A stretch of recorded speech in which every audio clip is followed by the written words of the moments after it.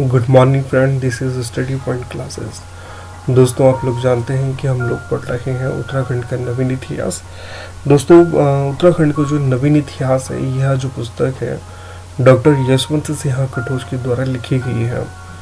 तो इस वीडियो की जो सभी विषय वस्तु है डॉक्टर यशवंत सिन्हा कटोच, दूसरा है उत्तराखंड का समग्र इतिहास अजय रावत की पुस्तक। इसके अतिरिक्त अन्य विभिन्न सोर्सों से हमने जितने भी महत्वपूर्ण पॉइंट हैं उनको एकत्रित करने का प्रयास किया है। संभवतः ये वीडियो आपकी परीक्षा उपयोगी होगी। तो चलिए पढ़ते हैं दोस्तों। नरेंद्र साहा। दोस्तों, नरेंद्र साहा की जो अवधि मिलती है वो 1913 से 1946 तक है। दोस्तों, आप 1913 से 1946 के समय पर अगर आप गौर करेंगे तो आप पाएंगे कि उस समय भारत की राजनीति में बड़ी उथल पुथल चल रही थी। नेक्स्ट है दोस्तों, महाराजा कीर्ति साहा के देहांत के समय नरेंद्र साहा 15 वर्ष से कम अवस्था के थे, अतः 1915 में उनका राज्याभिषेक ही हुआ था। किंतु राजमाता नेपालिया ने संरक्षण समिति के अध्यक्ष के रूप में राज्यभार संभाला था और 1919 में नरेंद्र साहा को वास्तविक शक्ति प्राप्त हुई थी। अब इन तथ्य से या इन पंक्तियों से एक महत्वपूर्ण तथ्य ये निकल करके सामने आता है कि महाराजा नरेंद्र साहा की जो संरक्षिका थी वो थी राजमाता नेपालिया। नेक्स्ट दोस्तों, इनकी प्राथमिक शिक्षा मियो कॉलेज से शुरू हुई थी। इन्होंने नरेंद्र नगर को बाह्य संसार से जोड़ने के लिए सिरसासुरी के समान अनेक सड़कों का निर्माण करवाया था। दोस्तों, सिरसासुरी अपने आप में एक महत्वपूर्ण पॉइंट है। दोस्तों, सिरसासुरी ने बंगाल में सोनार गांव से आगरा, दिल्ली, पेशावर तक सड़क बनाई थी, जिसे सड़क ए आजम कहा गया था। लॉर्ड ऑकलैंड ने इसे जीटी रोड का नाम दिया था। दोस्तों, ये बहुत महत्वपूर्ण पॉइंट है और कई बार UKPSC, lower PCS, UTET, CTET इत्यादि परीक्षाओं में यहाँ से प्रश्न पूछा गया। दोस्तों, उत्तराखंड की वीडियोस में नेशनल हिस्ट्री के तथ्यों को डालने का बस एक ही उद्देश्य है कि कैसे आप एक घटना से राज्य की घटनाओं को जोड़ सकते हैं या राज्य की घटनाओं को याद करके नेशनल जो मूवमेंट हुई है उनको कैसे आपस में जोड़ सकते हैं, उनको कैसे कोरिलेशन कर सकते हैं। इसलिए इन तथ्यों को हमने इस वीडियोस में डाला है। 1916 में राज्य में भूमि व्यवस्था प्रारंभ की गई थी, जिसे डोरी पैमाइश कहा गया था। नरेंद्र साहा के समय तक न्याय संहिता न होने के कारण हरिकृष्ण रतूड़ी द्वारा रचित नरेंद्र हिंदू लॉ राज्य के न्यायालयों में संदर्भ ग्रंथ के रूप में प्रयोग होता था। महत्वपूर्ण पॉइंट है दोस्तों। आप लोग जानते हैं कि कैसे कीर्ति साहा के प्रोत्साहन पर हरिकृष्ण रतूड़ी ने गढ़वाल के इतिहास पुस्तक की रचना की है और हरिकृष्ण रतूड़ी के द्वारा ही नरेंद्र हिंदू लॉ लिखा गया है, जो महत्वपूर्ण पॉइंट है दोस्तों। मियो कॉलेज अजमेर में विद्याधीन काल में ही 1916 में नरेंद्र साहा का विवाह केवटल राजकुमारियों कमलेंदुमती साहा तथा इंदुमती के साथ हो चुका था। 1920 में साहूकारों के भारी ब्याज से मुक्ति पाने के लिए कृषि बैंक की स्थापना की गई थी, जबकि बैंक ऑफ गढ़वाल की स्थापना कीर्ति साहा ने की थी। दोनों महत्वपूर्ण पॉइंट है दोस्तों। हो सकता है कि यूकेएसएससी की आगामी परीक्षाओं में ये प्रश्न पूछ लिया जाए कि भाई कृषि बैंक की स्थापना कब की गई थी, किसके द्वारा की गई थी, या बैंक ऑफ गढ़वाल की स्थापना किसके द्वारा की गई थी। 1921 में टिहरी रियासत में जनगणना की गई थी। महत्वपूर्ण पॉइंट है दोस्तों। क्योंकि यहाँ पे जनगणना का उल्लेख हुआ है तो जनगणना से संबंधित कुछ बहुत बेसिक महत्वपूर्ण तथ्य वो आपको याद होने चाहिए। 1872 में देश की पहली जनगणना लॉर्ड मेयो के कार्यकाल में हुई थी। 1881 में देश की पहली नियमित जनगणना लॉर्ड रिपन के काल में हुई थी, जबकि पूरे विश्व में नियमित जनगणना सबसे पहले अमेरिका में हुई थी। 1923 में ही राजधानी टिहरी में सार्वजनिक पुस्तकालय की स्थापना की गई थी। 1929 में नरेंद्र साहा ने दीवान पद पर एक सुयोग्य प्रशासक चक्रधर जुयाल की नियुक्ति की थी। दोस्तों, ये वही चक्रधर जुयाल है जिसका संबंध तिलारी कांड से है। तिलाड़ी की घटना के बाद चक्रधर जुयाल को गढ़वाल के इतिहासकारों ने जनरल डायर की संज्ञा दी थी। महत्वपूर्ण पॉइंट है दोस्तों। 1940 में Pratap high school inter college की स्थापना की गई थी। दोस्तों ये वही Pratap high school inter college है जिसकी स्थापना 1883 में प्रताप शाह के द्वारा की गई थी, जिसमें सबसे पहले टिहरी रियासत में अंग्रेजी शिक्षा की शुरुआत हुई थी। बाद में कीर्ति शाह ने इसी विद्यालय का नाम बदलकर प्रताप हाई स्कूल कर दिया था और नरेंद्र शाह के समय इसे इंटर कॉलेज बना दिया गया था। तो इसमें कंफ्यूज होने की कोई आवश्यकता नहीं दोस्तों। ये जो स्कूल है ये 1883 में ही स्थापित हुआ था। राजमाता नेपालिया ने 1942 में बालिकाओं के लिए एक कन्या पाठशाला खोली थी, जो महत्वपूर्ण पॉइंट है दोस्तों। महाराजा नरेंद्र शाह ने भी अपने नाम से नरेंद्र नगर की स्थापना की थी। दोस्तों महाराजा प्रताप शाह के बाद एक परंपरा सी हो गई थी कि गढ़वाल में टिहरी रियासत का जो भी शासक होता था वो अपने नाम से एक नगर की स्थापना किया करता था। नरेंद्र नगर में राजभवन का निर्माण कार्य 1924 में पूर्ण हुआ था।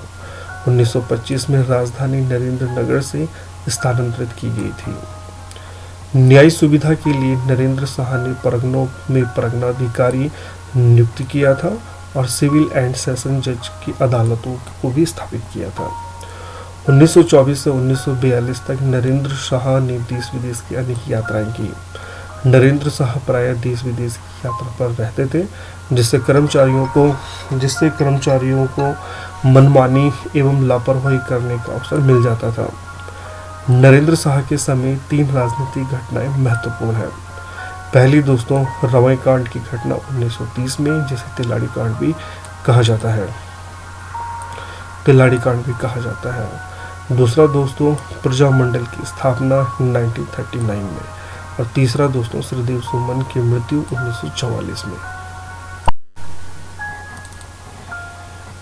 आइए दोस्तों 1930 में रवाई कांड की घटना पर एक विस्तृत चर्चा करते हैं। दोस्तों 1930 में रवाई कांड की जो घटना घटित हुई थी उसका मुख्य कारण क्या है ये आगे दिया गया है। 1927-28 में हुई वन व्यवस्था के अंतर्गत उस सीमा निर्धारण का परिणाम था जिसमें ग्रामीण पर कठोर प्रतिबंध लगा दिए गए थे। रवाई के कृषकों ने विद्रोह कर सीमा निर्धारण नियमों को तोड़ दिया और विद्रोह के दमन के लिए राज्य के दीवान द्वारा गोलियां चलाई गई थी, जिसमें अनेक आंदोलनकारी शहीद हो गए थे। इतिहास की इसी घटना की तुलना अमृतसर के जलियांवाला बाग हत्याकांड से की जाती है। इतिहासकारों के अनुसार राजा उन दिनों यूरोप की यात्रा पर थे। यात्रा से लौटने के बाद नरेंद्र शाह ने रवाई कांड की जांच के लिए एक कमेटी की भी नियुक्ति की थी। महत्वपूर्ण पॉइंट है दोस्तों। हो सकता है कि इस प्रकार से प्रश्न पूछ लिया जाए आप लोगों से कि गढ़वाल का जलियांवाला बाग किस घटना को कहा जाता है, तो ये तथ्य कहीं न कहीं पेपर दृष्टिकोण से महत्वपूर्ण है। दूसरा दोस्तों नरेंद्र शाह के समय की दूसरी जो महत्वपूर्ण घटना थी कि प्रजामंडल की स्थापना। तो प्रजामंडल की जो स्थापना हुई थी 1939 देहरादून में हुई थी। आइए इनके बारे में एक अध्ययन करते हैं। 1939 यानी कि 1938 में श्रीनगर में कांग्रेस का एक विशेष अधिवेशन का आयोजन हुआ था, जिसका नेतृत्व जवाहरलाल नेहरू ने किया था। 1938 में श्रीदेव सुमन द्वारा गद्दी सेवा संघ की स्थापना की गई थी दोस्तों, जिसे बाद में हिमालय सेवा संघ के नाम में परिवर्तित कर दिया गया था। इसकी जो स्थापना की गई थी दिल्ली में की गई थी। तो दोस्तों आपको ये ध्यान रखना है कि जो गद्दी सेवा संघ है, यानी कि बाद में इसे हिमालय सेवा संघ कर दिया गया था इसका नाम, इसकी जो स्थापना 1938 में दिल्ली में की गई थी। प्रजामंडल और गद्दी सेवा संघ की स्थापना श्रीदेव सुमन के द्वारा ही की गई थी, किंतु दोनों के उद्देश्य अलग अलग थे। महत्वपूर्ण पॉइंट है दोस्तों। प्रजामंडल आंदोलन की स्थापना श्रीदेव सुमन के द्वारा 23 जनवरी 1939 में देहरादून में की गई थी। 22 फरवरी 1944 को श्रीदेव सुमन को गिरफ्तार कर दिया गया और उनके ऊपर राजद्रोह का मुकदमा चलाया गया था। 84 दिनों के बाद 25 जुलाई 1944 को श्रीदेव सुमन जेल में शहीद हो गए। श्रीदेव सुमन के कारागार में देहांत से कुछ दिन पूर्व ही नरेंद्र शाह नरेंद्र मंडल की बैठक में भाग लेने बंबई चले गए थे। आगे दोस्तों, स्वास्थ्य अच्छा न रहने के कारण महाराज ने पुत्र के लिए सिंहासन त्याग दिया और अक्टूबर 1950 को महाराजा नरेंद्र शाह का स्वर्गवास हो गया। नरेंद्र शाह के दो पुत्र थे, छोटी रानी इंदुमती से युवराज मानवेंद्र शाह और रानी से यानी कि जो दूसरी रानी थी इनकी, उनसे शार्दुल विक्रम शाह थे। नरेंद्र शाह ने नरेंद्र नगर में औषधालय की निर्माण करवाया था तथा राज्य में आयुर्वेदिक औषधालयों की भी स्थापना की थी। नरेंद्र शाह की जिज्ञासा, शासन पटुता एवं सुधारवादी प्रकृति से अति प्रभावित होकर फिरंगी सरकार ने इन्हें अलंकारों से विभूषित किया था। ब्रिटिश सरकार ने नरेंद्र शाह को गढ़वाली फौजों का स्थायी लेफ्टिनेंट कर्नल बना दिया था। यह महत्वपूर्ण पॉइंट है दोस्तों, ये परीक्षा के दृष्टिकोण से भी काफ़ी महत्वपूर्ण है। नरेंद्र शाह को सर तथा KCSI की उपाधि दी गई थी। 1937 में बनारस विश्वविद्यालय ने भी इन्हें LLD की उपाधि से अलंकृत किया था। अब दोस्तों, नरेंद्र शाह से जितने भी हमने जुड़े हुए तथ्यों को पढ़ा है उनसे क्या संभावित प्रश्न हो सकते हैं, चलिए उनके ऊपर एक नजर डालते हैं। राजमाता नेपालिया किसकी संरक्षिका थी? जैसे हमने इस वीडियोस में बताया है, नरेंद्र शाह। डोरी पैमाइश की भूमि व्यवस्था किसके समय में हुई थी?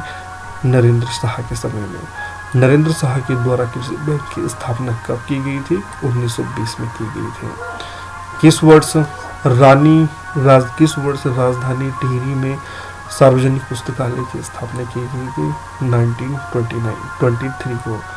इस वर्ष नरेंद्र शाह ने अपनी राजधानी टिहरी से नरेंद्र नगर में विस्थापित की थी? 1925 में।